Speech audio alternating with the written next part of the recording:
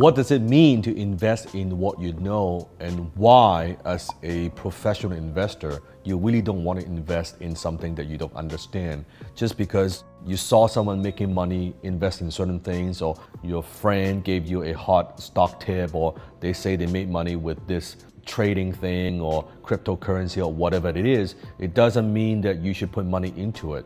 You see, very often people invest in something that they don't know or they don't understand. It's because of one word, and that word is greed. Because they want to get greedy. They think, oh man, I don't want to miss out the opportunity, and so says a good idea, so I'll just put money into it. What you don't understand is, at the end of the day, it's not about a risky investment. It's just like driving a car, right? Driving itself, there is some risk to it, right? Because you have car accidents happening every day, right? Somewhere. But it's not the car that is dangerous, it's the driver, the investor, that's dangerous. It has to do with your driving skill. No different than when you're investing, you need investing skill. If you're not so sure what to invest in, it tells me that you lack investing skill and you lack investing knowledge. So why would you invest in something that you don't understand and pray that you will get a good return? It's only people hoping that they get rich quick.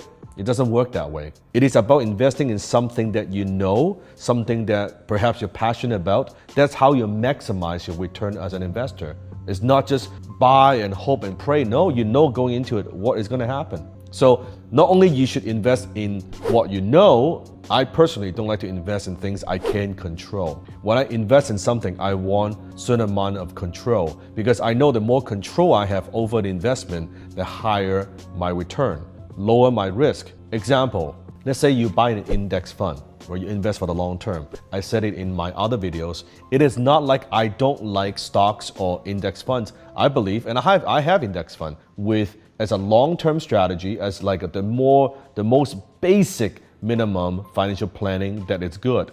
I'm saying that shouldn't be the only thing that you invest in. It's like, if that's your portfolio, you put this much in index fund long-term, that's okay, right? That's a 30, 40-year plan, that's perfectly fine. For most people, it's better than nothing. What I invest in today shouldn't be what you invest in.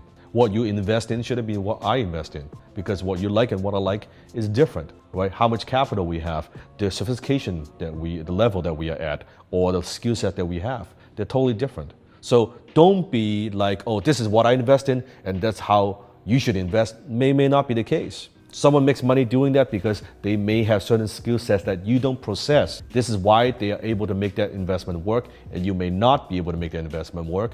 For most people, put some money, I'm talking majority of the people who are watching this, put some money aside, long term, 30, 40 years, it's a decent plan. May not be the only plan that you have, but that's a decent plan. If you want to be, that's passive. But if you want to be more proactive and active investor, then you got to educate yourself. So it's not just investing in something you understand. I believe it's investing in something that I can control. Meaning, I want to have control over the investment. I want to have control over the management of the investment. I want to have control over taxes. I want to have control over my emotion, myself. I want to have control over the entities. I want to have control over how I flow the money, right? The cash flow. Example, if I was to invest in a company, I don't just want to be a passive investor where, okay, here's X amount of dollars, I'll see you in 3 years. I'm a very hands-on, active investor. So if I'm investing in your business, let's say I'm investing in your business,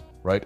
I would expect regular report. I would want to have a say in terms of key people that you hire. I want to have a say on the direction of the company. I want to have a say in terms of your marketing campaign. I want to have a say how you're spending money, how you're spending the revenue you're generating. I want to have a say in terms of equity if you're going to bring on additional investors. I'm an active investor. Not that I'm a control freak, because I just have more experience. So I know I can add value versus you making mistakes and trying to figure things out on your own.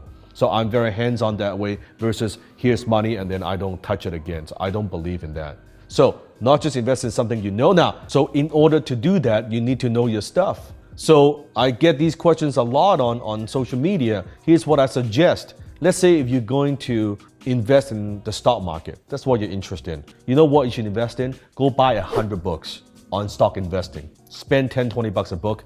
Invest your money in those. Read 100 books before you put a single dollar into any kind of stock. That would be my recommendation. You want to invest in real estate? Go buy 100 books on real estate. Learn that first, and then get someone who is a successful real estate investor to kind of show you the ropes.